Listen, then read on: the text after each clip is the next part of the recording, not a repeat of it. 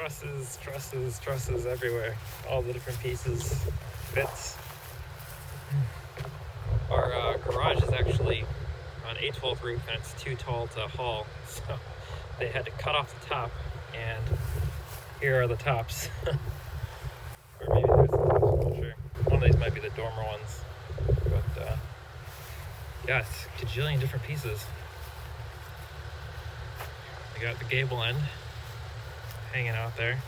I wonder if I'll be able to get up on there to shingle that.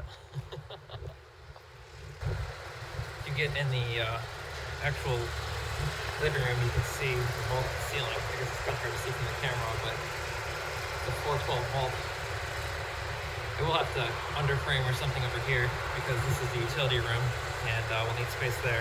But the vault ceiling ends back here.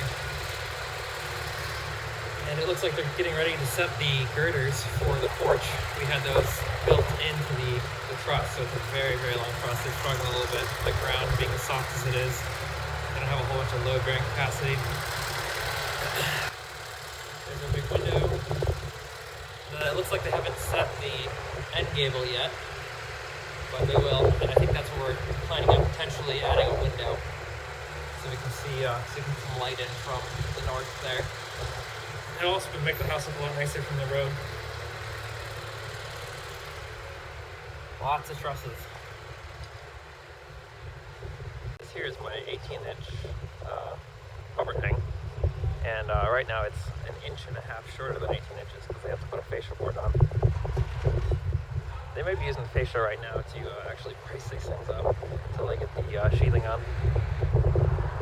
This is actually really nifty. They print all the information about which truss it is on the side of it with some sort of laser printer or inkjet printer. I have a feeling that tells them what their manufacturing lengths are and where it goes together, and it also helps the guys putting them up figure out which one goes where, because man, are there a lot of pieces. It's like one of those IKEA furniture sets with no instructions. I guess they have a print with with a truss layout on the top and a whole bunch of numbers. Not sure what's going on here, but this one has got a big, like a 2x6 spliced onto it. I guess they need some extra bearing capacity there.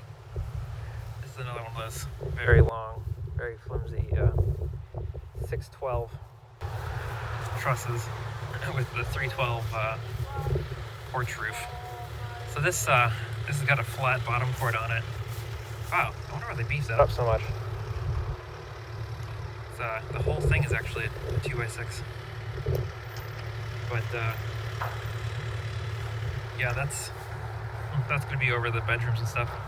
I wonder if the guy who designed them got it mixed up, because I actually wanted 2x6s in the garage and I ended up with 2x4s. But I got 2x6s over my bedrooms. Maybe that's where I'll end up doing all the storage. Luckily it's a pretty tall roof, so hopefully I'll be able to walk around in there pretty easy. There they are trying to finesse that super flimsy one into place. I'm sure the first one's the hardest. It's gonna be kind of an awkward joint there where the two roofs line up. This is the gable for the front right bedroom. It's got an eave on one side, and then they actually clip the eave off on the other side because it's going to be under the porch anyway. Here's another view of that 812 roof. Really hoping I'll be able to walk that. It doesn't look, here I guess it doesn't look that bad. I'll have to be shingling that. That should be the hardest part. Everything else is a 612 or lower. And luckily, it's actually, this house's roof is pretty low to the ground, so it's not a big drop. And the ground is very loose, so it'll be a pretty soft fall. Definitely don't want to fall off the roof though. Cooler, I'm able to brace the roof by just tapping into the webbing. So you can see they have their screws here, and then everywhere there's the fox blocks, you have a web. We look up here, we got the Berman brackets, and all the trusses just sit in these brackets and get screwed in.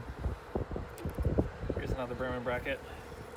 Looks like they haven't, they've only half anchored them. I think they probably want to do some adjustment. Man, can you really see it now?